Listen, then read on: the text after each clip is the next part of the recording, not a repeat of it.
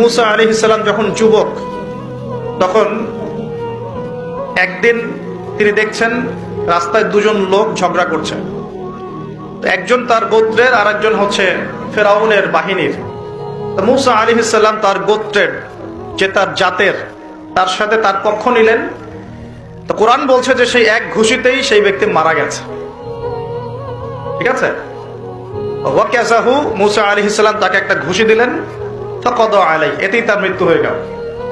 পরের দিন আবার একই ঘটনা ঘটছে। মুসা আলাইহিস সালাম দেখছেন আবার সেই ব্যক্তি আরেকজনের সাথে লড়াই করছে। তখন তিনি আবার তাকে বাঁচাতে গেলেন। তখন সেই ব্যক্তি বলছে, গতকাল কিন্তু তুমি একজনকে ঘুষি মেরে হত্যা করেছো, আজকে কি আবার আমাকে হত্যা করতে চাচ্ছ? তখন এক ব্যক্তি খবর নিয়ে আসলো, মুসা এখান থেকে পালাও, কারণ ফেরাউনের বাহিনী তোমাকে ধরতে আসছে, কারণ তারা মনে করে তুমি একজনকে হত্যা করেছো। তখন মুসা আলাইহিস সালাম মিশর থেকে চলে গেলেন, হিজরত করলেন। এই মিশর থেকে হিজরত করে তিনি এই শুআয়ব আলাইহিস সালামের কওমে মাদিয়ান এখানে চলে গিয়েছিলেন। এখানে তিনি একটা গাছের নিচে বসেছিলেন। বসে তিনি দেখলেন যে কিছু মানুষ গবাদি পশুদেরকে পানি পান করাচ্ছে, আর দূরে দুটো মেয়ে দাঁড়িয়ে আছে। তো মুসা আলাইহিস সালাম তাদেরকে গিয়ে বললেন, আপনারা দাঁড়িয়ে আছেন কেন?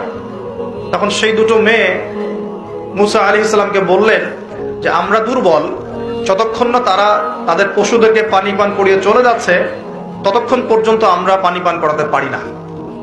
তখন মুসা আলাইহিস সালাম, তিনি শক্তিশালী ছিলেন, বিশ্বস্ত ছিলেন, তিনি তাদের হয়ে পশুদেরকে পানি পান করালেন। এবার সেই মেয়ে দুটো বাসায় চলে গেল। বাসায় চলে গিয়ে কিছুক্ষণ পর মুসা আলাইহিস সালাম আবার সেই গাছের নিচে বসে আল্লাহর কাছে একটা দোয়া করছেন। কি দোয়া?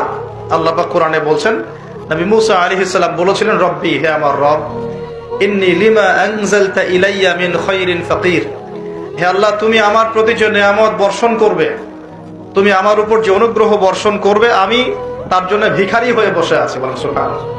কারণ এখন মুসা আলাইহিস সালাম ফেরারি মানুষ, মিশর থেকে চলে আসছেন, না এখানে আছে খাবার, না আছে বস্ত্র, না আছে বাসস্থান, না আছে কোনো আত্মীয় স্বজন, একাকী। তখন তিনি গাছের নিচে বসে এই দোয়া করছেন, রব্বি ইন্নী লিমা আনজালতা ইলাইয়া মিন খায়রিন ফাকির, হে আল্লাহ, আমার উপর তুমি যে নিয়ামতগুলো দিবে এর জন্য আমি ভিখারি হয়ে বসে আছি। সুবহানাল্লাহ। ঠিক ওই সময় ওই দুই মেয়ের একজন মেয়ে হেঁটে হেঁটে মুসা আলাইহিস সালামের কাছে আসলেন, এবং তাদের হাঁটার বর্ণনা আল্লাহ পাক কোরআনে দিয়েছেন যে তারা লাজুক ভঙ্গিতে হেঁটে আসলেন। সেই মেয়ে লাজুক ভঙ্গিতে হেঁটে আসলেন। এখনকার মেয়েদেরকে এই হাঁটা কে শিখাবে যে মেয়েদেরকে লাজুক ভঙ্গিতে হাঁটতে হয়? লজ্জা শরম তো সেই কবে উঠে গেছে।